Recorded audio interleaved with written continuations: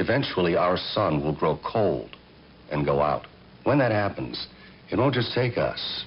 It'll take Marilyn Monroe, and Lao Tzu, and Einstein, and Morobuto, and Buddy Holly, and Aristophanes. All of this was for nothing. Unless we go to the stars. The ultimate doomsday device. Organic weapons. Is on board the station. We hit it with everything we had. Now the crew must stop the unstoppable. We didn't even slow it down. On an all-new Babylon 5. You have transmissions holding. Patch incoming signal. Full audio and video decode. Purple files accessed. What you are about to see has never been shown to anyone outside the Great House.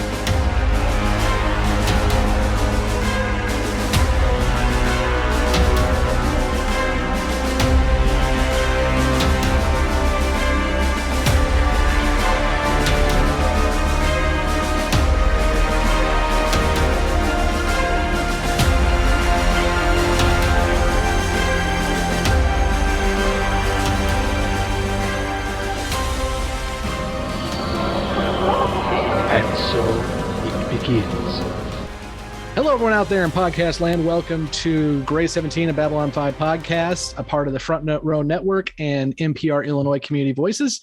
I am Scott, and I am here with the team today to talk about the seminal Babylon 5 episode that is Infection, which, by the way, I get a different feeling when I say the name of this episode now, after 2020. But, whatever. As I said, I'm Scott, and with me today, as always, is... Emily. I'm Justin. Kevin. Andrew. Fucking Jessi. Nicole. John. Mike. And Blake. For those who are just joining us for the first time, I'm sorry you picked this episode. But just to keep everyone in the loop on what's going on, we are going to spend the first part of this show working with our newbies and talking to them about their first impressions, as this is the first time they have seen this episode. And then we are going to jettison them out and keep the long-term fans on board to talk about any Easter eggs, plot threads, or connections with the rest of the series. Spoilers, it's going to be kind of short this episode. I can just tell you that yet again, I was telling someone about this podcast and the show, and they thought it was Battlestar Galactica. So, I was like, oh, Babylon 5? And they were like, oh, the original or the remake from a few years back? And I was like, I think you think I just said Battlestar Galactica. And they were like, well, what'd you say? And I was like, a different sci-fi show. Let's go ahead and talk about first impressions. And we will go with Andrew first. First impressions on Infection. Well, I actually kind of liked it. And everyone just goes, what? Continue, sir. I don't know. It just kind of it reminded me a lot of the 80s Cronenberg version of The Fly a little bit. A little less I'm Jeff a big Goldblum. fan of, but I'm a big fan of that 80s body horror, which obviously this is made for TV, so it's definitely not as grotesque as The Fly is, but just that general idea of movies or stories that are about drastic changes like that. You should watch The Expanse. Yes, you should. Yes. Adding it to the watch list.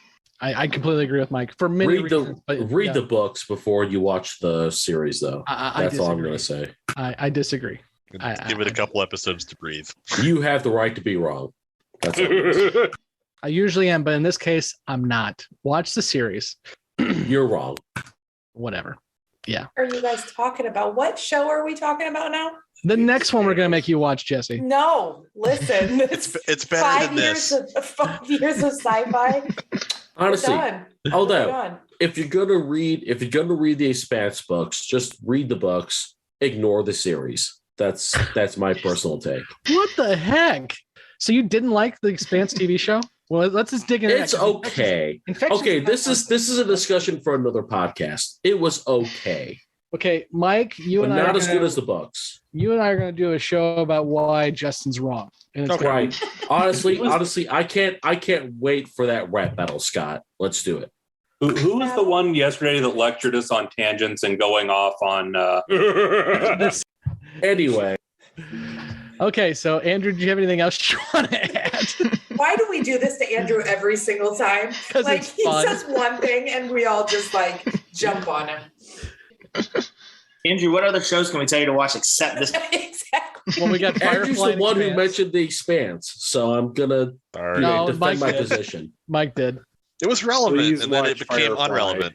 Yes. It was relevant, and I beat the horse to death, and then got another horse in here and beat that one too. Jessi, what's your first impressions on Infection? 2 out of 10 would not recommend.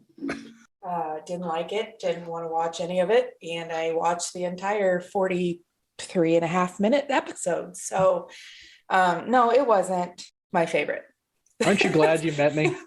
Yeah, I thank myself every single day for being so lucky. So, Hashtag blessed. yeah. No, it definitely wasn't my favorite. I hated the reporter and I couldn't stand anything about her. So Neither can Garibaldi, so you're fine there. Nicole, how about you? Well, I'm kind of with Andrew on it. I didn't mind this episode. I didn't hate it. I thought it was entertaining. I knew off the bat that Nelson was shady. Also, there's the shady count. There it is. Yep. Wait, there's another one. I knew the doctor was shady. And then I realized that the doctor was Ducky from NCIS, if I'm not mistaken. Literally, that's all I could think about the entire episode. So I kept calling him Evil Ducky in my head. All my notes say Evil Ducky, Evil Ducky. Whenever I hear Ducky, I do not think NCIS. Just I'm old like that. Well, yeah, exactly. Thank you, 23-year-olds, for throwing it out there. I appreciate making sure you got the reference. Excellent. I love it. But no, I didn't hate it. I'm with Jessi. That reporter was annoying as hell. I loved how Garibaldi was sassy with her and kind of like giving her a hard time. I loved that. But yeah, overall, I thought it was kind of cool how basically Sinclair mind effed him to like die and give up. You know what I mean? Like at the end, he just basically was like, oh, I'm going to piss it off. And he not only pisses it off, he mind F's it. I'm not going to swear. So I said mind F, but you know what I mean? Overall, I liked it. I thought it was a lot of action. Once again, Sinclair, jumping into the throes of it. There was a couple other things I noticed and picked up on that I will talk about later. But overall, I actually kind of enjoyed this one. I mean, I'm not saying, oh, it was epic and it's going to win an Emmy, but it wasn't terrible in my eyes. Spoilers, it did not win an Emmy. Justin, what do you got? Now that you've already given us a hot tank that you have no taste in sci-fi shows. Go on. Come at me, bro. But anyway, honestly,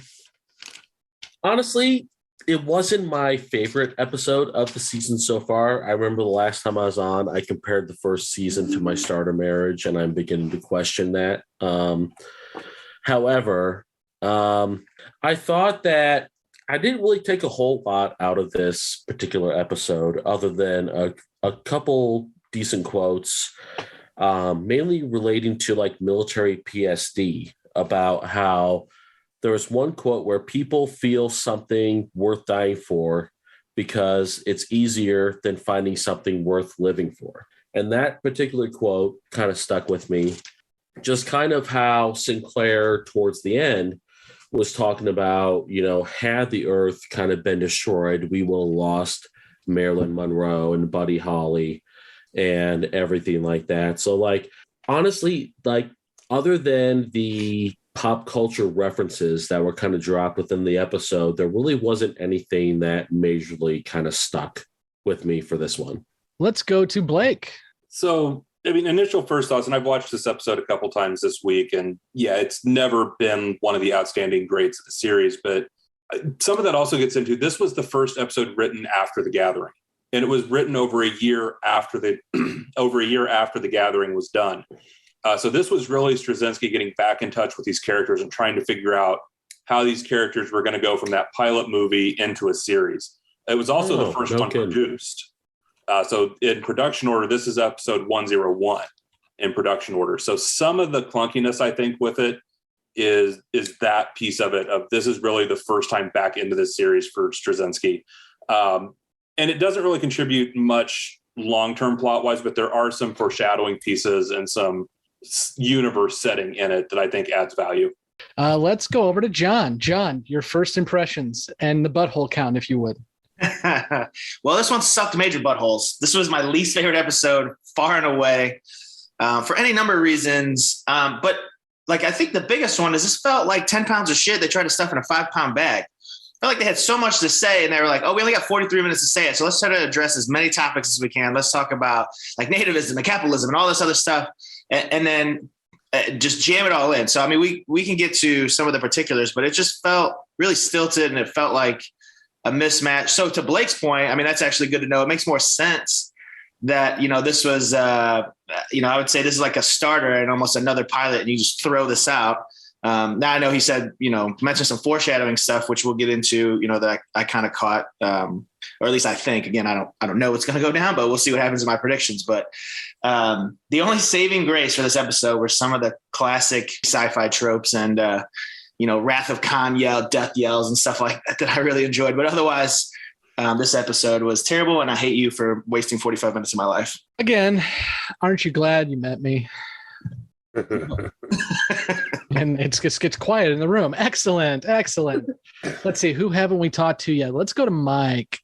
I didn't hate it. It's not great, but I didn't hate it. It's got a lot of tone setting, and I actually was not aware that this was the first one in production after The Gathering, so that does make a lot of sense. But it actually, the thing about this episode, besides the kind of heavy-handed metaphor about the World War II and what is perfection, et cetera, the thing that kind of stuck with me was the show's self-awareness. At least that's how I perceived it, because we've now seen like 3 episodes of Sinclair throwing himself into harm's way, and that seems like crappy sci-fi, hokey writing, where like, why would the supreme guy on the ship be the one that puts himself in harm's way immediately? And then at the end of this episode, they sort of shine a light on it. Yeah. And they're like, here's why. And like, we're aware of it. He's aware of it. And I thought that was actually really, really cool and really kind of thought-provoking. Now it's, I guess, interesting to say that this was now the first one that they produced, the first episode that he wrote after The Gathering. And so it almost somewhat nullifies the what I perceive to be really savvy writing. It's still really savvy writing. The dialogue in this show is killer, but that was the takeaway moment for me for this whole thing. The alien stomping around, acting like Jason Voorhees, I could care less about. But although, to your COVID reference, if I got a particle cannon arm out of getting sneezed on, then I'd definitely lick some doorknobs. But but yeah, no, the like I said, the takeaway for this for me was kind of the show's self-awareness. It knows what it is. It knows what it's doing. Things are more deliberate than they seem, which we've kind of been saying since the beginning as far as plot line goes. You heard it here first, folks. Mike is anti-mask and pro doorknobs. I said if I got a particle cannon arm. There is a qualification there. You're all right. Emily, your first impressions. Right. I didn't hate it. I actually was pretty entertained by this episode. And we finally get to meet Dr. Franklin. He was like introduced at the end of the first episode? First part of the second episode, but then he had nothing to do with that episode. Yeah. Right. And we have seen nothing about him. So we're finally getting to know a little bit about him. So I thought that was really cool. And yeah, I actually kind of like the little evil creature. It looked like a little evil tardigrade to me, like with the little appendages. But I don't know. I didn't think it was terrible. I actually kind of enjoyed it. And I think it's because when I heard the name of the episode, Infection, I first went to like a virus and, oh, great, we're going to do like some virus hits the station and they're going to have to like rush to figure out, an antidote to it or something. So it was nice that was not the plot line. I hate to tell you, but we have 5 years of sci-fi. That's going to be a plot line. I'm sure it will be at some point. A plot line in every Star Trek series is going to be a plot line in the Babylon 5. I promise. Yeah, but it was nice that the infection was actually just some weird little evil little tardigrade taking someone over. And the last one, and it is, as we're recording it, his birthday today. So, Kevin, birthday boy. I don't know why you're here on your birthday. You could be doing a lot better things, but tell us your first impressions of Infection. Well, we did get some character development on just a little bit on the previous history of Sinclair and Garibaldi. I thought that was interesting. This is the first mention of interstellar news, first mention of interstellar expeditions. But I really enjoyed seeing David McCallum. I've been a fan of his for quite a long time. One of my favorite movies is The Great Escape with Ashley Pitts, him playing that character as a young guy. So this is cool to see him in a sci-fi role that's not usual for him. I don't know. I thought it was enjoyable, certainly from a campy perspective. I think it was kind of fun. Before we talk anymore with the team, Blake and I got the opportunity to speak with an amazing person who happens to be the man in the suit, Marshall Teague. So we're going to play a little bit of our interview with Marshall talking about his experience in Infection. And then later this week, we'll release the entire interview with Marshall because he has more to do with Babylon 5 than just this episode. And we also talked to him about his amazing career, which just wait for the full interview. But here's a little snippet about his work with Infection. The first thing I would love to hear from you is how you got casted for the role and your experience in making that episode. Well, I went in, like everybody else. It's a new show, just like everybody else. You go in, nobody, you don't know what it is. It's a new show. It's a brand new show. It's sci-fi. It's out there. It's another universe. I mean, it's as opposed to Star Trek that traveled to different places in the Babylon 5 world. We brought all the places together. It was probably, Joe Straczynski's, his mind works. He's out there in a great way. His mind just works. It never stops. He never stops. But this was something that had been in his mind for a long time because he is a sci-fi geek, if you remember. But he created this. We went in, and there really wasn't a lot of people going into it. I understand a lot of people got turned down because the first question they ask you, are you claustrophobic? That was the first question they asked. And a lot of people say, well, I don't like. No, I said, are you claustrophobic? Because this is about to get really tight.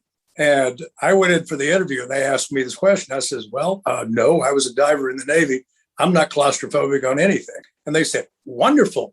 I did a quick read of something, which there really wasn't a lot of dialogue, as you well know. I walked around other than playing the character as a human, I turned into a bioweapon and pretty much wreak havoc across Babylon 5. But, I think we should get into how that was done. It was the first TV full body prosthetic that was ever done. And in doing so, when I went in, they said, yeah, you're going to be in a suit. Okay. I've been in a lot of suits, so it doesn't bother me. So, well, this one's going to be a little different. We're going to cast your entire body, and you're only going to be able to breathe through 2 straws we're going to put in your nose. Okay. They didn't tell me that after they covered me up with all this stuff and I was in this vat, literally in this vat with 2 straws coming up through this material. They went to lunch. They left me completely encased in this. I think it was for 45 minutes. I was in there. So I just finally fell asleep. I got bored. So I fell asleep, snoozing away when they finally came back in. They, first thing they said, oh crap, he's still in there. Marshall, you okay? I said, what? Yeah, I'm fine, man. What? I said, it feels firm, so I think we're done. So, obviously they start the separation process. The boxes go down. There's a big gel block and they cut it in half and out pops Marshall with 2 straws still in his nose. And then they started forming this suit, this Acarian warrior. The suit weighed 72 pounds. Jeez. It took, I think, 4.5 hours to get me into it. And once you get into it, you're not coming out of it till the end of the day. I lost 11, on the average, I lost 11.5 pounds per day. My goodness. And how many days were you actually in the suit? 9 days. Wow. 9 days. At first, I was walking around. They said, we're hearing water sloshing. I said, yes, you are. The boots that I'm in are full. You didn't have to go to the restroom because obviously you didn't hold on to anything. So I punched holes in the boots. And of course, all this water just started pouring out of the boots. And I didn't go to the bathroom in the suit. No, I didn't do that. Clear that up right now. I did not do that at any point. But they punched holes in it, and the next thing they know, the floor is covered with sweat, liquid. The internal temperature I think the internal temperature was 108 on an average day. And when you fought, the temperature went to about 115. That's the first couple of days, first 2 or 3 days, they didn't have a cool suit, to keep my temperature down. So basically I just had to sit in there and roast for, 8 hours and drink a lot of fluids. And again, I will say, I did not go to the bathroom in that suit. It just all came out in sweat.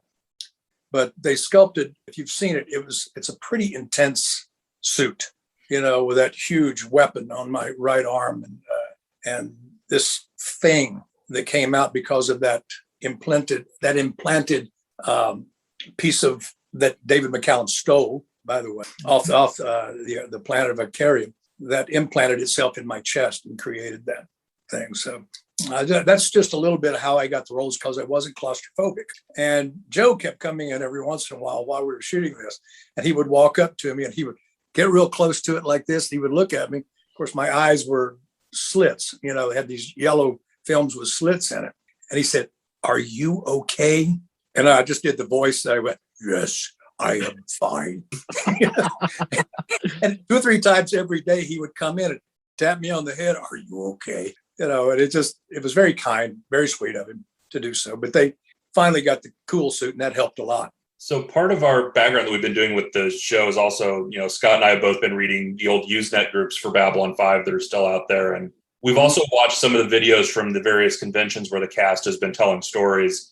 And there's one in particular out there online about you and the suit. I guess they were having a production meeting and no one had seen the suit yet. And there's this story version where they said they sent you into this production meeting, kicking the door in the suit. Yes, sir. Well, that was another little gift from Joe.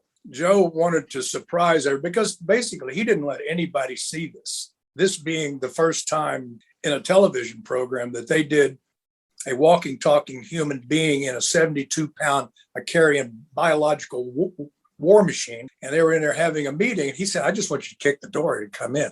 So I did. And I picked up the weapon and I waved it around the room like this. And he said, and Joe was very cool. He said, "You may return to station." And I went, "Yes, sir." Turned around and walked out. And everybody was sitting there going, "Oh shit, what was that?"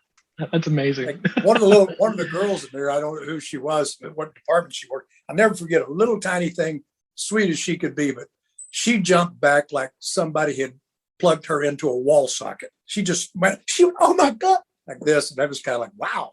I guess, we got the needed effect. The interesting thing about this too is not only were you in the show for season 1 right off the bat, but this is the first episode in the production order. So you were working with the team right out of the get-go for them as well too. Absolutely. They had done the pilot, but that was a year before this. So what kind of experience was it working with a fresh production team as well?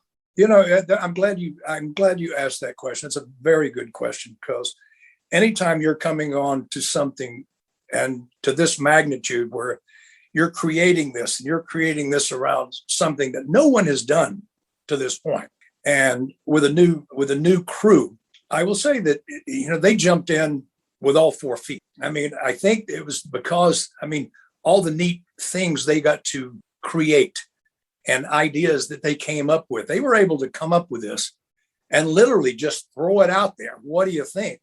And there was a lot of people bit. They bit on this. They would sit there and go, "Well, yeah, I think we can do this. I think we can do this, and let's try this." And they couldn't have been more kind. They really couldn't have been more kind, because when you walk up and you have a guy standing next to you with a mop and a bucket, when you go over, you have to stand in one place. You stand in one place, so they don't want people to slip on all the sweat coming out. And then they have a box of, I want to call it sand or fuller's earth or something. They wanted me to step in before I walked in because they didn't want me slipping. They wanted me to step off. They mopped up the water. I stepped in the stuff to give me a little traction so I could walk in with this thing on. I mean, you'd be surprised what it's like when you're walking around in that all day long and you're looking through. I mean, they really couldn't even take out the eye coverings, lens covers. They couldn't take them out because it was just, the suit was built so tight, to me. It literally, when if I clamped down on my jaw, you would see the suit react. I mean, it was literally that tight on me. Hearing was a bit of a issue, like rolling, you couldn't hear it. So they had to punch little holes there so I could hear something, through the suit. I mean, the suit was about, that thick in places. Maybe that thick. So, to give that bulk and size to it. But when you talk about a crew going the extra mile, they knew they had something good here. Everybody there knew out of the box, they had something really, really good here. And they wanted to be a part of it. And they were not going to let it fail. And they didn't. Thank you again to Marshall Teague for taking some time to speak with us. Again, the full interview will be released on our channel later this week. Back to our original programming. What do you like about this episode before we get into what we didn't like? Well, I guess that the things that I kind of thought was interesting about the episode is back during the presidential election, there was a mention about how, the pro-Earth candidate won, who was the sitting president of the Earth Alliance. And then the doctor left to go serve that president. And then all of a sudden you have an instance where now you're having on Earth anti-alien attacks and stuff like that, to where that was something kind of subtle that I picked up in the episode, that I thought that when even it goes from Earth into the station, to where as much as we kind of shaded some hate against Ivanova, she was like, you know what, you go ahead and you talk to the humans, I'll be over here getting drunk with the aliens and stuff like that. So you see that kind of you see a xenophobic still kind of thing happening within the station, even though the president has a thing, and there's a lot of attacks against those people and against alien creatures on Earth. So that's one thing that I just kind of picked up as a subtle thing from this episode. If I do anything in our watch through of this podcast, I will get you all to say Ivanova's name right, damn it. One day. Ivanova. Susan Ivanova. I know half of you hate her. Zuzichka. I'm pretty sure you pronounce it Lieutenant Commander Suckass. I think that's the correct pronunciation. I'm going to reach out to Claudia Christensen just for you, sir, and say, hey, absolutely, I would love to interview you. Nicole, what do you got?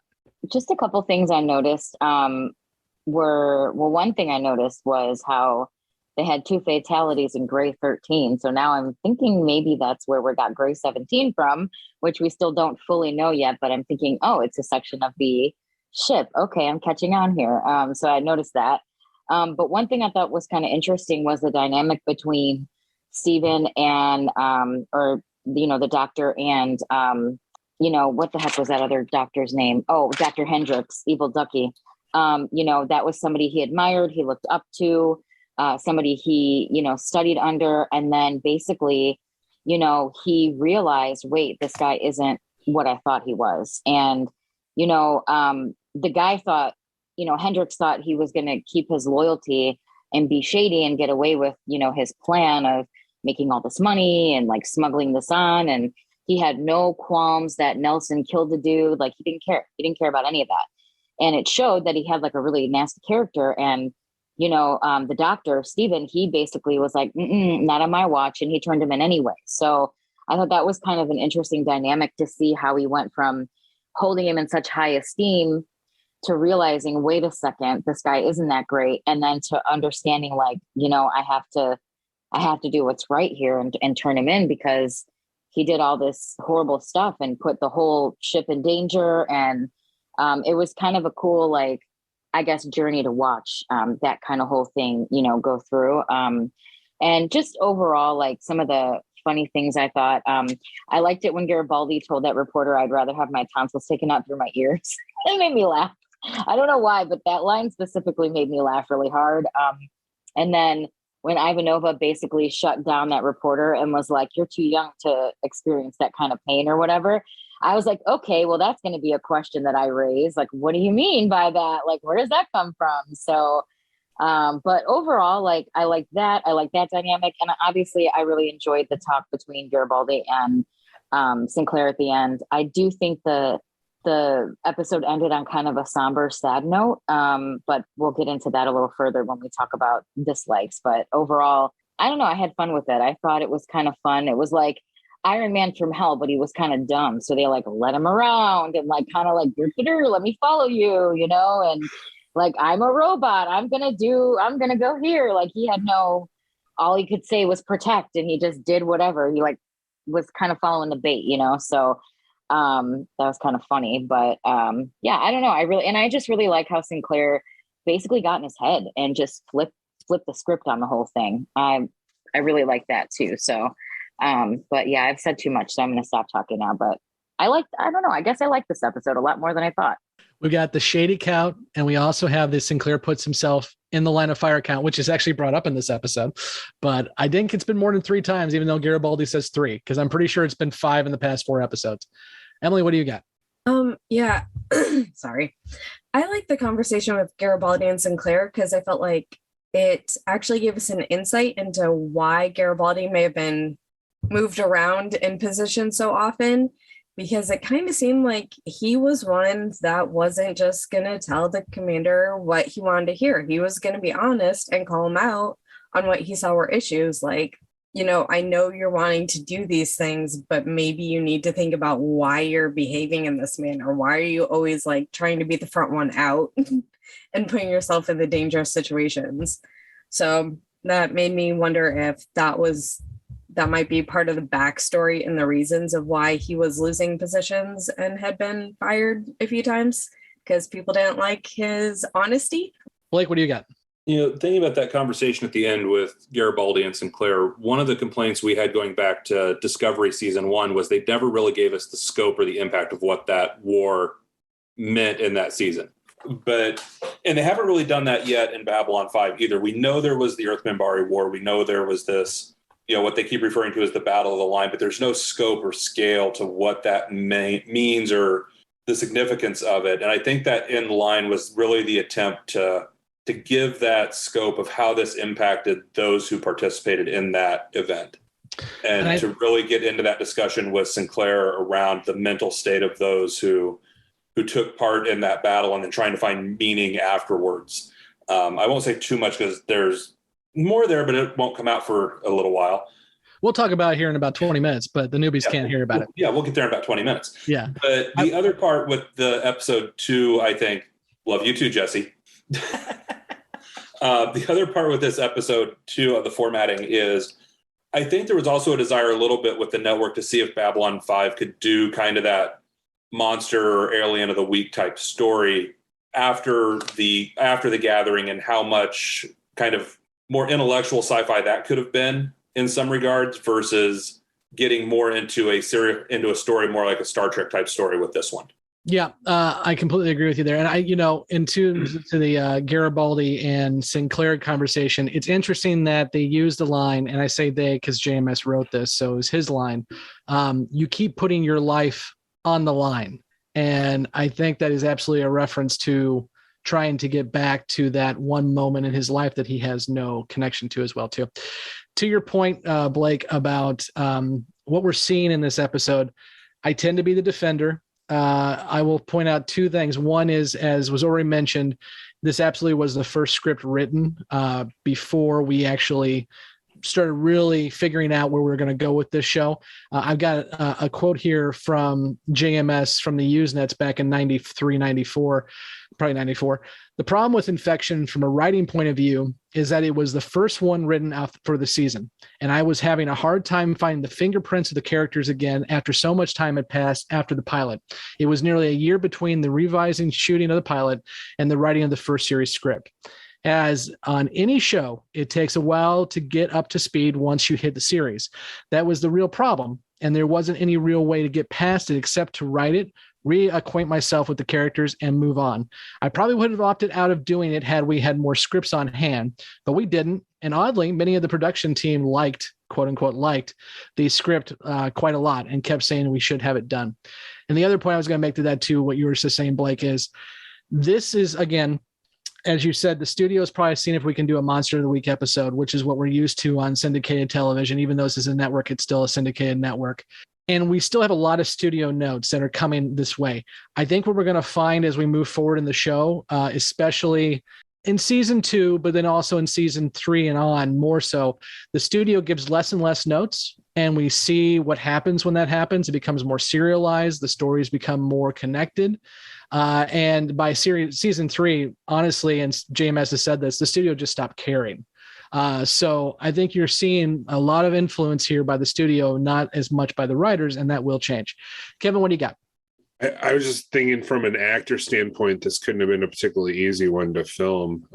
It doesn't look like those combat uniforms are particularly comfortable, and that whole body prosthetic that Marshall Teague was wearing in this, that I found kind of interesting. Hearing a little bit about that, man, that could not have been an easy one to film at all. I mean, they look like it's about 110 degrees on set, and it's got to be a tough one to film. Emily, what do you got? It was actually when Sinclair was battling the monster, I guess we'll call him, because it felt very much like something Kirk would do while using Spock logic. So his use of logic against the organic bioweapon of sorts, whatever you want to call him. Yeah, it felt very Spock-like to me. And I love Spock, so that was nice. I can see that.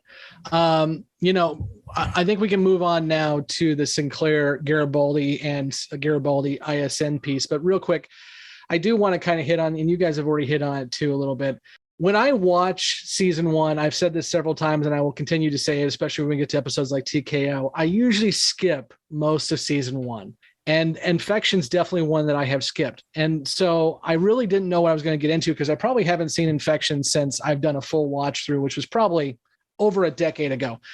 But it wasn't as bad as I expected. It definitely is not good, but it was not bad. And I think it was because 2 things. One, we'll get into it here in a moment with the Garibaldi Sinclair conversation. But also, I do think, even though it's a very ham-fisted, the idea of purity and how there is no such thing. You can define purity as much as you want, but when you boil it down, no one is 100% pure. And there's also some connections made that I can't talk to you all about, but we'll talk about when we kick you all out. John, what do you got? Yeah, I just keep waiting. We were in the what do you like episode. I kept waiting for when we move into the what do you dislike. So I'm just going to go ahead. For this. Oh, this is awesome. This episode was bad. It was really bad. So let me just go ahead and start with taking it apart. So first of all, I was glad to get to know the Doctor more, only so I could throw him on my list of hate as well, because this whole apparently. Yeah. I have one question, sir. Yeah. Who do you not hate on the cast so far? Who hates the Doctor? Londo, who they left out of this episode like some chumps. Okay. So you like Londo? Okay, that's good to know. I mean, listen, there are some characters I like. Garibaldi tried to save himself at the end of this episode, which when we do talk about, we can get into. But here, let me explain to you why I was not a fan of the Doc. Right? So a man is sitting there. His long-lost professor just shows up and in about 30 seconds convinces him to yet again seemingly break the rules, i.e. not investigate enough whether this was quarantined for his own gain. Then I don't want to call it the worst acting because we've seen some doozies on this show. Out of nowhere, all of a sudden flips on the Doctor and takes this moral high ground and seemingly just like, I don't know, it just does a 180. So his performance felt very wooden. I didn't really buy. I'm sorry, Nicole, because I know you're like, oh, I liked that transition he made. I thought I didn't buy it. It was very, very stilted to me. And also, they have these organic materials, and they're trying to crack the code, and they're all tired. And they've been working on it for 15 hours, and they don't seemingly have anything. And then fast forward like 3 scenes, and all of a sudden the Doctor has this whole world's entire history as if he wrote their Wikipedia page and is just giving this giant exposition dump to the commander that I found kind of distracting. And, there was a lot, like I said, the whole 10 pounds in a 5-pound bag. It just seemed like JMS had a bunch of ideas that he wanted to talk about. He had a bunch of themes that he wanted to hit. And he was like, well, I jammed them all into this one episode. Let's hope it works. And for me, it just did not work. Anyway, like you said, a lot of it was ham-fisted. A lot of it was too on the nose. I mean, by my count, in this little 43 minutes, we talked about xenophobia, freedom of the press, ethnic purity / eugenics, fanaticism, PTSD. I mean, it was going in all these different directions. And instead, man, just focus on one. You know, you got to have a lot of story to tell. Like, don't seemingly rush it. I've got a bunch of nitpicks that I can get into, but since I've droned on for a little bit, I'm happy to jump off the hate train for a second, let somebody else pick up the torch. We can get you back on the hate train in a minute. I want to say, though, as much as you are bashing on this episode, JMS agrees with you. I'm going to read one more thing from the Usenet here. I have problems. This is from JMS. I have problems with infection as well. So there is no flame from me. I guess part of it is knowing that was a script that we shouldn't have been carried off, that should have been carried off better, but wasn't. And part of it is my fault. I tried to use Nelson the Machine as a metaphor. It wasn't supposed to be about the Nelson Machine, but about the kind of people who would create it and the kind of people who would sell it and the kind of people who would confiscate it, even knowing what it was. And of course, the kind of people who would use it. Unfortunately, when you put somebody in that kind of suit, that becomes the story. And he goes on from there. So yeah, I think JMS would agree with you, John. Jessi, what do you got? So I'm going to start this with the fact that I've seen one Star Wars ever. You've seen a Star War. Okay. And Got it. I've seen one Uno Star War. And then I've never seen any other sci-fi whatsoever. So this is my first sci-fi series. So trying to wrap my head around the nonsense. Like, listen, I'm trained in verbal judo. I use verbal de-escalation on an absolute daily basis. And it was so effing unrealistic watching him talk his way out of this monster killing everybody on the ship.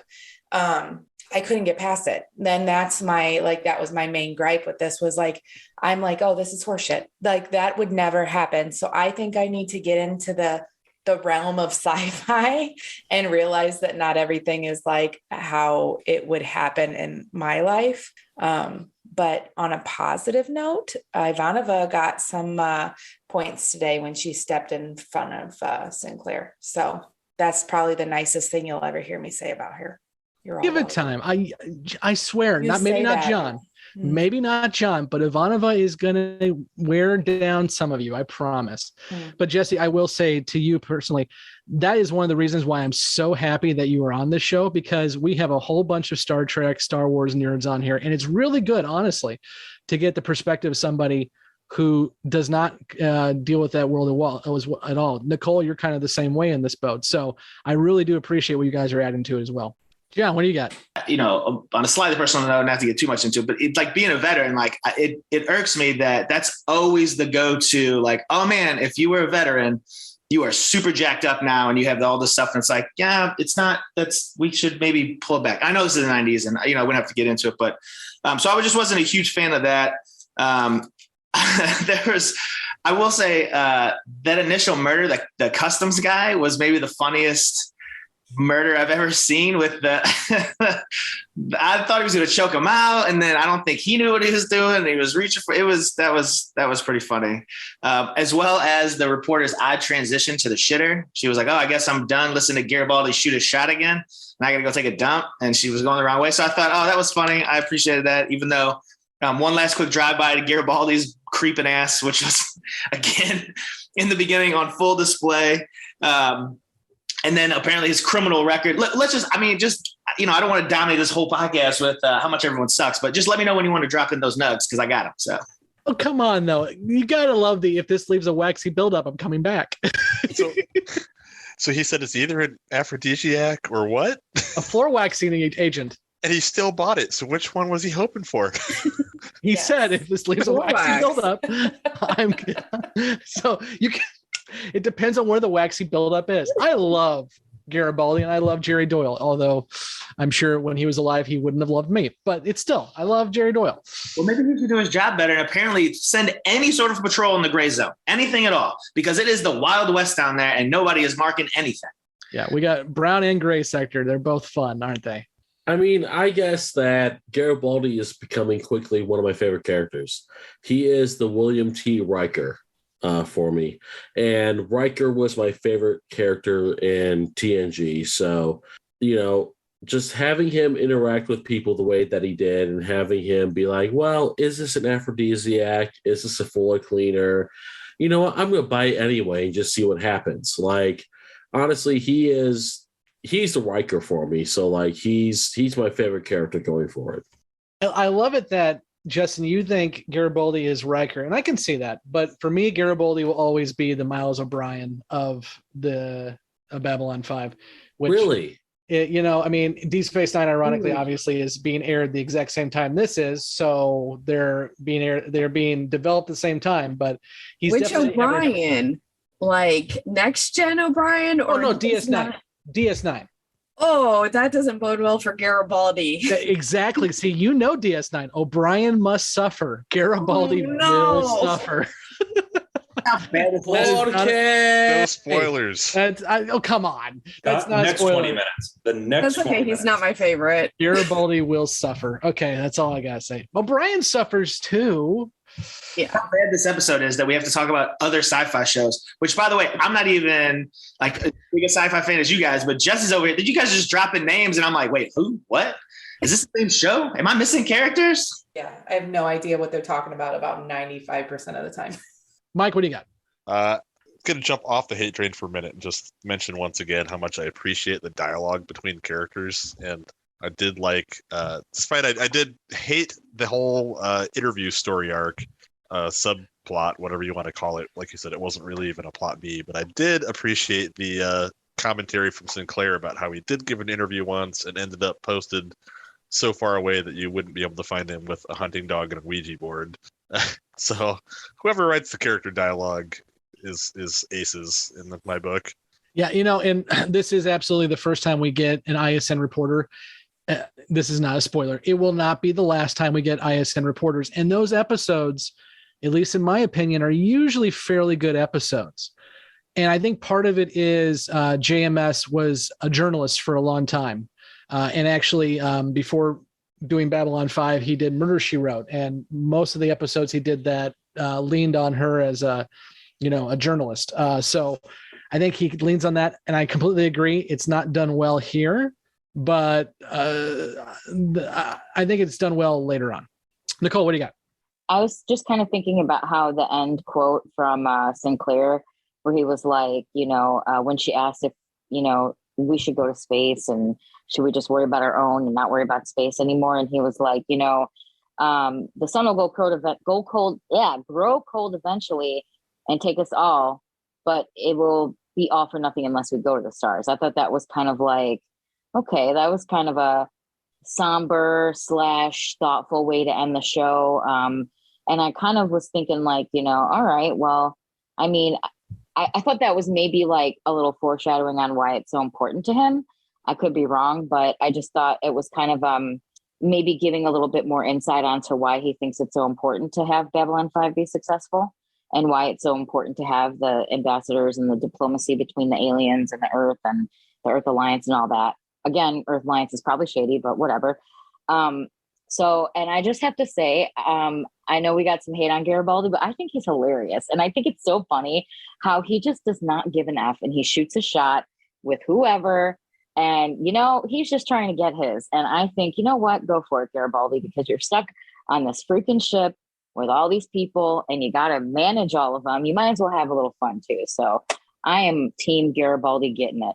The one part of this episode that stands out to me, and I forgot that quote comes from this episode because that quote I remember from this show, specifically season 1.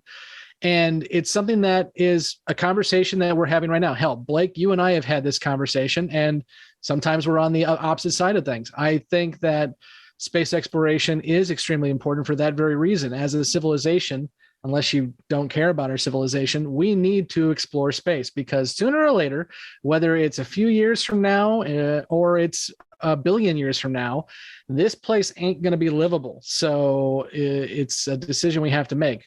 Again, if you don't put as much stock in human culture, which I've lived through the 2020s, I get you. It may not be as a profound argument for you. Mike, what do you got? Yeah, I just want to close on that note and say that I think, as we recap through this, you're reminding me of things that honestly I remember taking note of and then promptly forgot about. It's it's the fact that there are a lot of actually really good lines in this episode. There are a lot of very poignant moments, and every single one of them is undercut by the goofy pacing and the misplaced emphasis of this episode. Season 1 for me very much is that in a nutshell, Mike. It is a lot of really good ideas with a lot of filler. So let's go ahead and move into questions and predictions. So we started this last week. We were always doing questions from our newbies before we kick them out. And then Blake, Kevin, Mike, and I will promptly answer them for you after we've kicked you off. But we also want to hear your predictions. We want to hear where you think this show's going. And there may not be much out of Infection, but we'll do it anyway. So I'm going to go to every one of the newbies and just ask you if you have any lingering questions after this episode and what predictions you may have for the show. John, your hand is up, so we'll go with you first. Yeah, let me start with some of the questions I have. So the first is actually to you guys. Am I the only one that skips the intro when we're watching the episodes? So as soon as I hear the commander's voice and the year is 2032, the third age man, I'm always like, skip intro.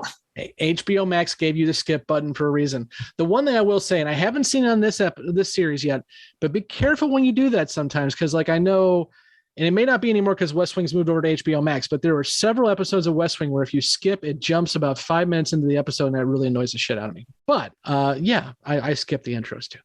I will say on a technical note, Scott, I've watched about 15 episodes ahead. I've not seen it do that with this one on Excellent. HBO Max, so you should be good to skip that. I would say watch it once a season, and beyond that, yeah, skip through it. And I will say, again, not a spoiler, the intro does change every season because, again, we are following books and a story. So when book 2 starts season 2, the intro does change. So you may want to check it out at least once every season, like Blake said. All right, noted. Second question, was I the only one that thought that the archaeologist had a weird shaped head? He looked like a human bobblehead. Just wanted to put that out there. We'll discuss that beyond the rim. Another question I had. Why is security the only one that has the different colored uniforms? So, all of the other like commanders, even the medical guys, the commander, the lieutenant, they all have blue. Garibaldi and his crew is the only one rocking gray. Yeah. Blake, did they ever bring that up? It's not a sport. It's not a serious point. I think it's they sort of address it rather clumsily. It's almost like it's different service branches. That's what I was thinking. It's like, the yeah, medical's different too. No, medical's still the blue. When he's dressed, he's wearing blue. Because it's almost like, within the Earth Alliance military, there's the more of the command, the Navy, which is more the Navy / Air Force type. But then you've got your security forces who are more your Army, Marine type, and there actually are different uniforms within those service branches. And so I think they kind of hint at it because we'll meet a character's family member later who's in that different service branch, and they have that different uniform of those different colors. So I think that is where they're going to address it. And John, I'm glad you brought this episode. I've known this about you, but I'm glad you did bring up your vet status because that's actually I'm looking forward to your insight when we do get into some of these military pieces, which we haven't yet, but we will. Okay. Exciting.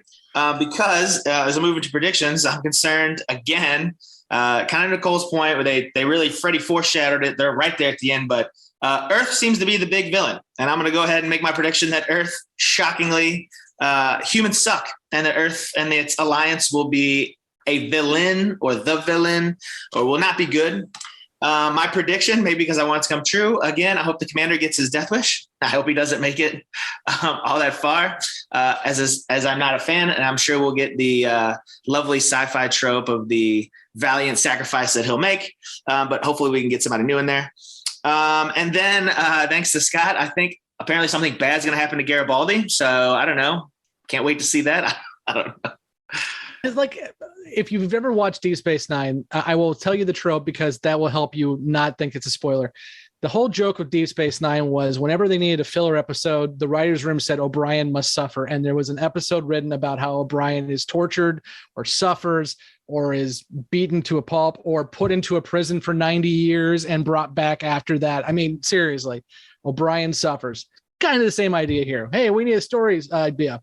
Garibaldi suffers. Okay, we're good. For those of you not familiar with O'Brien, he's the everyman character who just fixes shit and goes back home to his terrible life. Oh, But fantastic. he's got a cute kid who he exiles on a planet for a long time. That's exactly what you want if you have, a terrible life, is to be the guy who gets bad shit that happens to you. It's like Job. Fantastic. I will say that my closing little statement there, though, I will give Garibaldi credit, at least the actor specifically. That conversation he did have was far and away the best acting of this episode and the best acting I've seen that guy do yet. So if we get more of that Garibaldi, I might, he might escape my hate list. I think, knowing you, John, as I do, I really think at the end of the day, Jerry Doyle is going to be somebody you like, the actor who plays Garibaldi. And I mean that as an actor. I think he's somebody who's going to ingratiate himself on you. Just give him time. I don't know about Ivanova. No, I think you're going to like Garibaldi. I really do. The show just insists on having terrible female characters, like almost all sci-fi does. The Reporter was terrible. Give me a female character I can root for. Thus far, I ain't seen it. All right. Thank you for all that. Emily, what do you got? Questions and predictions. Okay, so question. Why do they still have a grant process? Like Dr. Franklin, like the other doctor, was whining about the entire grant process and getting funding. And like, have they not figured out a better system by now? Come on. Ma'am, you know this as well as I do. The only constant in the universe is bureaucracy. Yeah, I know, but I was trying to be hopeful that maybe they'd get together a little bit better than that.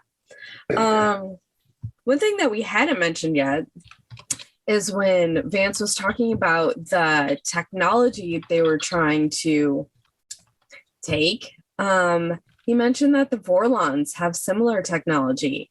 And so I'm wondering if that's going to come up again in the future, because there was kind of that little hint about, well, the Vorlons have it and the Minbari are trying to get it, so we should be doing the same. So I'm kind of hoping that comes back as a storyline and how that plays out with a group who has it, one who's, was more advanced in getting it, and now the Earth Alliance has confiscated what was brought on board because they want to develop it. And yeah, that was kind of the big one that's just sitting out there for potential storylines for me, is what's going to happen with that, and how much more will we learn about the Vorlon? Got it. Let's go to Justin. Questions and predictions. I mean, really, the only question I have at this point is, we've talked a lot about Garibaldi, and honestly, he is my Riker in this series. So honestly, I just really want to see where he goes from there. Like, that's it. Got it. Honestly, I really didn't gather a whole lot more from this episode than that. I'm shocked. This is such a seminal episode. Okay, Nicole, what do you got? So I just, like I said earlier, I want to know when Ivanova says to the reporter, you're too young to endure that much pain. What the heck does that mean? Like, why did she say that? Did she do something to make him mad, or like, where does that come from? And then also, the doctor saying basically, is this a foreshadowing, a preview of what's to come? Is that going to be an issue in the future with, more hate crimes and things like that? Is that going to be a storyline or something going forward? And then I guess only prediction really I would say is, I think that we're going to probably not see the last of the biotech stuff, especially now that the Earth Alliance took it. I feel like they're going to try to develop some weapons with it maybe, and it's maybe going to become a problem. But also one thing I wanted to also touch on was Emily said something that made me think about it. When the Dr. Ben in The Gathering looked into the Vorlon suit and he saw like the light, when that dude opened it for the first time and the electric current came and he saw that light and he was like all messed up, that like kind of made me think of that, especially when they started talking about the Vorlon thing at the end. I was like, oh snap, that was really similar to what happened when they looked at the Vorlon suit. So is this potential, organic stuff something similar to what the Vorlons use, or is it a piece of what the Vorlons use? And basically we're going to try to copy it. Like, is there a correlation with the Vorlons and this, organic makeup or whatever? Jessi, what do you got? And Garibaldi, I think he's going to quit I thought he was quitting today when he was talking to Sinclair. Like I was getting I'm gonna quit vibes, and he didn't. So at some point he's gonna be out. And Ivanova and Sinclair, I think they were a thing at some point, and I think that's the pain that she's talking about. There's another thing we can add to the spreadsheet, the ship counter, Blake. We had a couple shipping last episode. No, not shipping. I think they were shipped. Listen, I'm too old to use ship. I think they used to date, and we're moving on from that. Oh, they used to date. They were a thing. I think they were, or they might be. I don't know. I'm not shipping them though. I think that she's terrible, and I would never want anybody to date her. Except maybe the telepath. I might ship those two. It is my goal the next 2 or 3 years we record this thing, I will get Claudia Christensen on this episode, this podcast, just to like go toe to toe with you guys. I'm sure she's a very nice person in real life. Gonna have to kick off John. Hate her character. I don't know. I think she would take John on. She's on Twitter. She'll kick John off for us. I'm reaching out to her as we speak. I'm like, hey, you got to talk to our newbies. Come on. Anytime she wants to get together and Jello wrestle to figure out whether her character's good or not, I'm willing to do that. I'm willing to make sacrifices. Would kick the shit out of you. Hey, I didn't say I was opposed to it. You know what I'm saying? You get money for that. I am going to cut that part out and send that to her. And then I'm going to get a restraining order. It's going to be amazing. It's going to be great. Okay. We started with them. We'll end with them. Andrew, questions and predictions. So kind of going off of what John said about the Earth Alliance becoming an enemy, I'm going to take it a step further. I think the Earth is going to just be destroyed. The Earth is going to just be gone at some point. Well, you can't bury the punchline. Do you have a reason why you think that? I'm a pessimist. You just like to see the Earth burn. Literally. Yes. Got it. Cool. Well, we got 5 years to find out if you're right, boss. Okay. Anything else? Questions, predictions anyone missed or want to add an addendum to? Okay. Seeing none. We'll go ahead and wrap it up there for our newbies. We're going to go ahead and kick them off. And then for those who are just joining us again, I don't know why you picked Infection to join us, but welcome. We are going to roll our credits. There's actually going to be a commercial for another fellow podcast in there too, so please stay along just enough to check them out. And then we will go ahead and move into the Beyond the Rim section where we will spoil everything. We are going to go ahead and answer all the questions that the newbies had, answer all the predictions, whether they're right or wrong. And we will also do that while connecting Easter eggs and plot threads that may have been involved in this episode once we kick them off. So if you liked what you heard, or even if you didn't like what you heard, help us out. Go to anchor.fm/Gray17 podcast and like and subscribe using your podcast app of choice. We are on all of them at this point. And then also there you can find links to our Twitter and Facebook. We are having some conversations on both, and I think we got a good community going there. So please join us there as well. Again, anchor.fm/Gray17 podcast. Until next week, I have been Scott, and with me as always is Emily, Justin, Kevin, Andrew, Jessi, Nicole, John, Mike, and Blake. How many fucking episodes do I have left until I get out of season 1? A lot. Isn't every season like 20-some episodes? About 17. Oh, yeah. It will be okay. There is good in season 1. Jess. it does give me hope that you guys were talking about this is the first one that he started writing after the pilot. So yeah. I mean that made a lot of things a little less scary. Thank you for listening to Gray 17, a Babylon 5 podcast. You can find all the places to listen to this podcast and links to our social media accounts at anchor.fm/Gray17 podcast. We want to hear from you, so please join the discussion on Facebook and Twitter. Be sure to subscribe and leave a review. Gray 17 is a part of the Front Row Network and NPR Illinois Community Voices. You can find all the Front Row shows at thefrontrownetwork.com. Gray 17 is not affiliated with, and this podcast has not been prepared, approved, or licensed by Warner Brothers or any other owners of the Babylon 5 copyright. All audio clips included in this podcast are the intellectual property of their respective copyright holders. They are included here for the purpose of review, and no infringement is intended. The opening and closing Babylon 5 themes are available from Falling Matter on YouTube. And what's out there? The rim. And beyond that, The truth.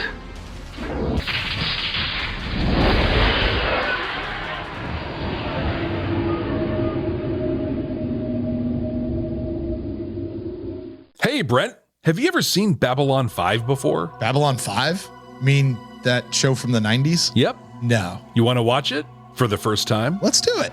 Babylon 5 for the first time, not a Star Trek podcast. We are two veteran Star Trek podcasters watching Babylon 5 for the first time. We're searching for Star Trek-like messages in the series and deciding if we should have watched it sooner. You can find us on Good Pods, YouTube, and anywhere you get your podcasts. Babylon 5 for the first time, not a Star Trek podcast. Welcome back to Beyond the Rim. For those who did not listen to me before the credits, if you do not want to be spoiled, leave now. This is where we are going to talk about all the questions and predictions from our newbies, as well as anything they may have missed, which for Infection, they didn't miss much. But we're going to go ahead and jump into that. Okay, guys. So I want to start with one prediction that was so out of left field, but is correct. And I'm looking forward to 2 years of viewing from now when it happens. Earth does get destroyed. Andrew, you are completely right. It happens, but it's a million years from now. But you're right. Earth is destroyed. Deconstruction of Falling Stars. It is a great episode. Okay, guys, where do we want to begin here? Somebody just start knocking out questions, predictions, and we'll go through it. So I'm going to jump in with the biotech weapons piece, because that's looking at interplanetary expeditions, IPX, that's going to become a thing with Earth trying to get biotech. That's going to become a very important thing later in what leads Earth to aligning with the shadows. It even mentioned in this episode, the Vorlons have biotech ships. The Minbari are rumored to have that type of technology. And it's not really come into play yet, but as they mentioned, there's civilizations in the galaxy that are far older than any of the races we're seeing right now. And the remnants of those that we're seeing with the leftover tech, Earth's trying to find that. And we're going to see later on with the modified battle cruisers for Earth with shadow tech and Earth trying to get their hands on more of that technology. IPX will be doing various, to quote Nicole, shady things throughout the future of this series. Yeah, and that's the one thing that comes out of Infection. And again, it's a dropped line, so you don't even have to watch Infection to get it. But the only thing that's going to carry over from this is interplanetary expeditions, which, as you just mentioned, is a huge piece of that. And of course, when we get to John Sheridan, come season 2, Anna Sheridan, his wife, was on the Icarus, which was contracted by interplanetary expeditions to go find shadow tech. So we will come back to them. Absolutely. Mike, what do you got? Yeah, I was just going to comment that I kind of wrote down that note as well. Was this episode the very first hint at the involvement of the shadows working with Earth or elements from Earth? Because something that was said, and I wish I had written down the actual line, but something that was said in the Doctor's explanation about interplanetary expeditions, IPX, and the Earth Defense Force Bioweapons Division. Something about that tripped me up as like, well, why would they be looking for that unless somebody was leading them to it? Well, and I was actually cruising the Usenet trying to figure this out. And Blake, tell me if you found it, because I could not find any true JMS line that says, yes, Infection is the first peek at shadow tech, or at least, we said the Icarians had an invasion X amount of years ago. I don't know. I never saw if that was confirmed or not, but in my head canon, absolutely. I agree. Yeah, I never saw anything confirming that either, as far as like this being the first illusion of the shadows. I actually don't think that comes until it's going to be in a couple episodes. Catherine Satai was Sinclair's girlfriend. Mentions that she gets a commission to go to a planet, and Jakar flat out tells her, do not go there. There's things in this galaxy older than any of us. Yes. And I kind of think that's some of the first warning about there are forces out there that, go well beyond anything we comprehend or are capable of comprehending at this point. But I don't think the shadows are necessarily at play yet. That's not going to come in for several more episodes yet. But I do believe that the one thing that is hinted on is Earth is trying to get bioweapons, and we will see that Earth, when they, get pushed to the wall, start making Shadow Tech Earth Alliance vessels. So they are definitely trying to reverse engineer bioweapons. That's absolutely happening. And we also sort of answered one of the other predictions. Yes, we'll be getting a new station commander in 17 episodes. Yes. Yeah. And I've kind of talked about it a little bit, but we will absolutely, when we get to the final episode of this season, and actually probably we won't talk about it until we get to season 2, episode 1, because the newbies won't know about Sinclair leaving until then. But we will actually talk about Michael O'Hare, and then we will start, at least I will start gushing over Bruce Boxleitner because I am a Sheridan fan 100%. But we're getting there. You're right. We're getting there. Let's see. Let's go down the list here. So we've talked about the biotech weapons. Oh, the other thing with the biotech is the discussion, the connection with the Vorlons, and Nicole mentioning that they both glowed. Aside from the fact that obviously we know the Vorlons are very much involved in engineering species, so I wouldn't doubt if they screwed around the Icarians too. I don't know of any other connection aside from that. Yeah, I don't know if there's necessarily a connection there, but I did want to point out a couple of things. And I thought it was interesting that, they mentioned the Vorlons having biotech starships. And I just kind of wondered, actually, if any of the newbies, because I don't think they ever explicitly say that in the first episode where we see Vorlons, but I think, at least for me, visually, when I see the Vorlon ship coming out, its general shape, its I thought they did shifty outer nature. Did they? I can't remember if they did or not, but it absolutely looks organic. And we will in a later episode, they will flat out say that the ship is connected to the pilot. Yeah, and so I just wondered if it wasn't said, because I didn't think that it was, if any of the other newbies picked up on that or thought that. It sounded like Nicole did pick up on it. I'm almost positive they say it.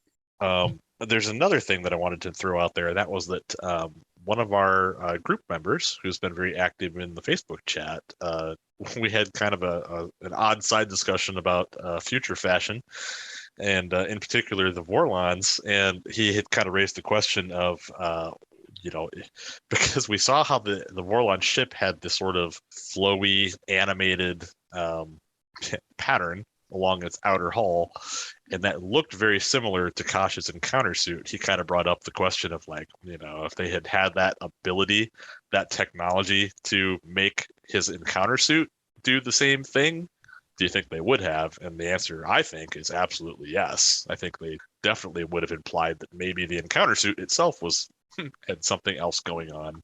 I don't think it was a coincidence that they looked so similar in terms of their kind of, it's like space camouflage animal print pattern. Yeah, I hear you. Blake, you had something too, right? Yeah, and what I was going to comment on, thinking back to the connection with Shadowtech, I mean, the one thing during Dr. Franklin's conveniently timed exposition into the Ikaran conflict was he timed it, I believe, at 1,000 years previous. Thank you. I was trying to remember what the year was. It was 1,000. You're right. It was 1,000 years, which would have been the first Shadow War, roughly. Yeah.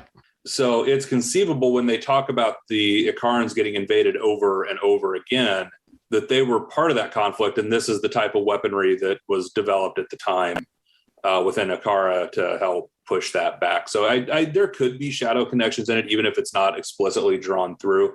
The other part, though, that I caught is at the very end when the super soldier realizes what it's done and shouts out, "Great Maker, forgive us." There's only one other species that refers to their deity as Great Maker, and that is the Centauri. So we already know what's going to happen when it comes up. The Vorlon seeded a lot of these races and acted as if they were their gods. Yep.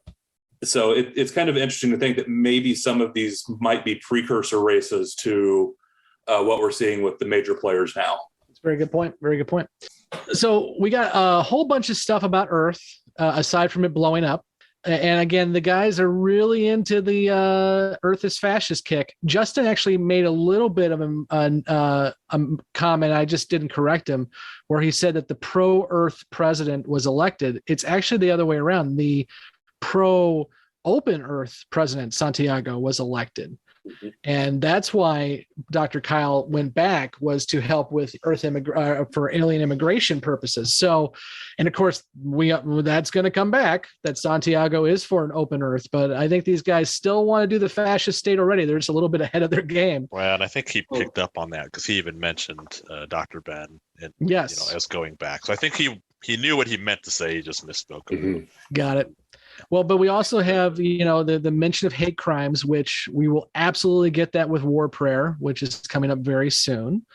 And we also got, what was the other thing they mentioned? Just Earth as the villain in general. What do you guys want to, anything you want to add about that? I mean, we've kind of talked about this a lot at this point, but what else you got? So the one thing with that and where they're picking up on the Earth as the villain at this point, I think 30 years ago when this show aired, you wouldn't have got that. Mm-hmm. I think if you put this now within the framing of the context, what we've seen within the United States the last, 6 years, I think what they're kind of projecting into this is, they can see where this path goes. You've got a rising xenophobic, undercurrent that is coming up even at this point in the series at Earth. So I think it's less that they're actually seeing Earth as a presently fascist regime, but it's that potential for what is being set up, because we've seen where it goes. Star Trek Discovery Strange New Worlds touched on this with their pilot episode, when they showed the history of Earth to the species they made first contact with, and we're showing January 6th riot pictures. So I think there's definitely an undercurrent where current events are kind of feeding some of that narrative with our newbies. Which, on a side note, if you haven't watched Strange New Worlds yet, go watch it. It's the best Star Trek in at least 20 years. Yeah. Throwing it out there.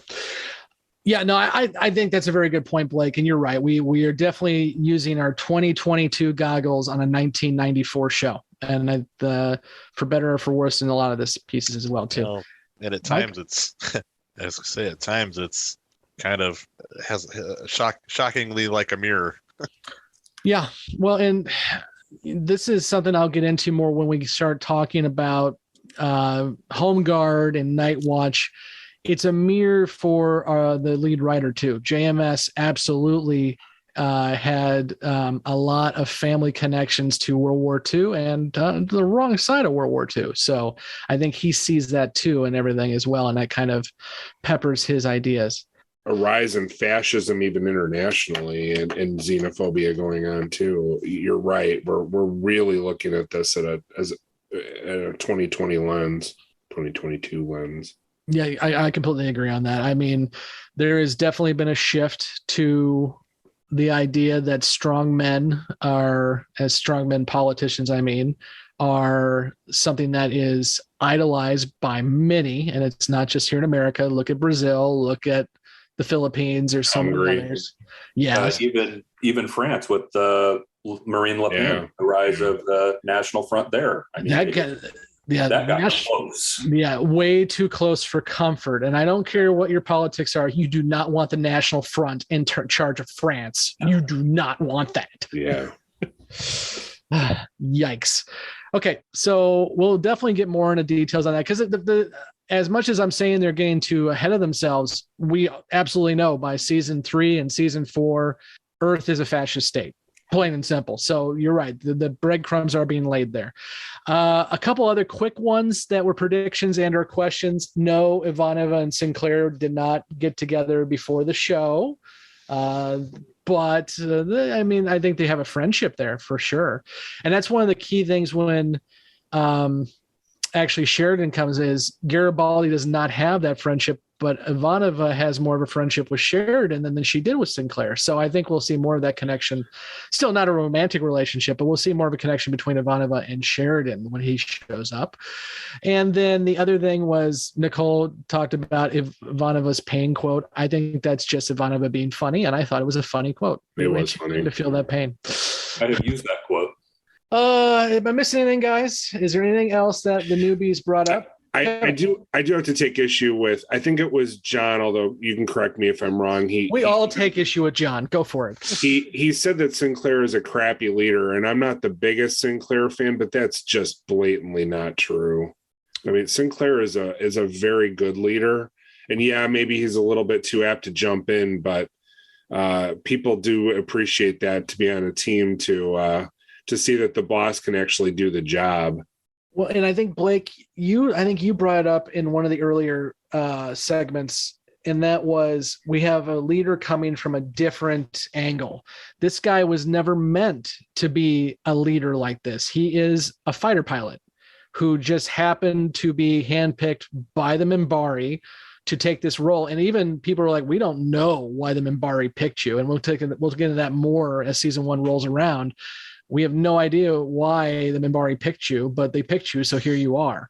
So he is a fighter pilot. So he's going to jump in a Star Fury. He's going to get in his way. And as we've talked about here, and yeah, I completely appreciate what John said about the overuse of PTSD in culture, but I think it's relevant here.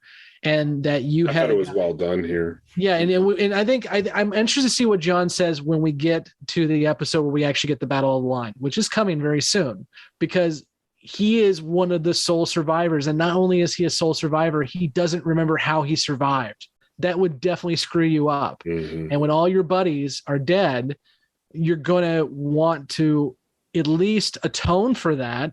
And as we're seeing here, maybe Sinclair's atonement is that he wants to not commit suicide. He's not suicidal, but he wants to find a good way to die. I'll be interested to see if John is open-minded enough to really let that sink in a little bit. We will see. In 2 episodes that are coming, one being here in the next couple in the Sky Full of Stars. Which is the Battle of the Line episode. But then also Eyes. Yes. Which is when we get the Star Trek guest star extraordinaire Jeffrey Combs in his Babylon 5 appearance. But we'll have some more deep dive into Sheridan and the resentment towards him of even having this post that he was relatively low ranked and not considered qualified for, perhaps. So I think we're going to get some deeper dive into Sheridan or into Sinclair and why he's there. It's just going to take some time. What I kind of read in Sinclair's response, or maybe in Sinclair's character and actions, is maybe what guests classify as like survivor's guilt. Mm-hmm. Yes, I can definitely see that. And it's going to be an arc for Sinclair. I mean, even after he leaves the show, we are going to see him return in War Without End. And I think that arc kind of closes. He decides to become that leader that John doesn't think he is and, lead a galaxy. Well, and to kind of close that piece with John's comment on the PTSD angle, I mean, keeping in mind, again, 30 years ago, these issues weren't talked about. Right. It was not, to talk about it openly the way they did in this show was rare for 30 years ago. It's a really good point. And you know what? Go ahead. It's much more talked about now. There's a lot more resources, a lot more openness around these issues now, which I think is where John's coming from. Mm-hmm. Versus, again, 30 years ago, this was not done. You're right. And you know what? And part of this is projection onto something that Michael O'Hare may not be doing, because I just know hindsight being 2020. When I watched the pained face he is making on the couch when Garibaldi's having that monologue, I can't help to think that at this very moment, Michael O'Hare, when he's acting that out, is dealing with severe mental trauma to the point where, again, he is seeing people in the room, maybe not during the scene, but he is seeing people in the room who are not there. He is hearing things that are not there. He is extremely paranoid and has extreme anxiety to a point where there's a scene in JMS's autobiography where they're actually driving together from a New York comic convention, and out of the blue, a plane has to make an emergency landing on the road that they are driving on, and it flies over their head and lands in front of them. And Michael O'Hare from the back seat asked JMS, "That really happened, didn't it? That just happened, right?" Because he doesn't know what reality is at that point. So that's poignant to me.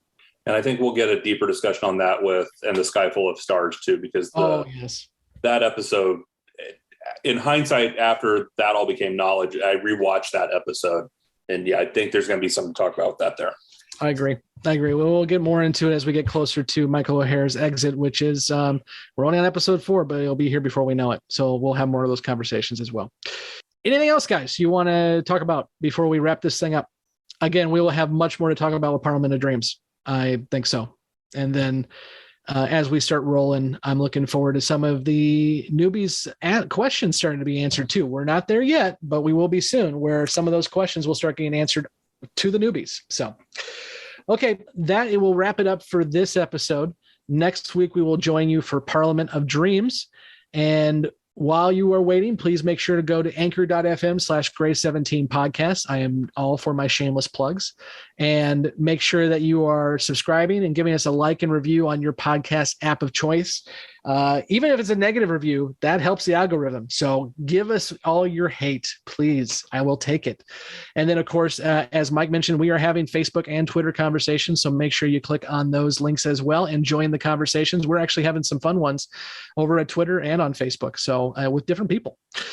Okay, guys. Until next time, I am Scott, and with me has been Kevin, Blake, and Mike. Can you find our podcast with a Ouija board and a hunting dog? Yes. There you go. That's a quote I have absolutely used in real life. Have you ever tried one of these? What is it?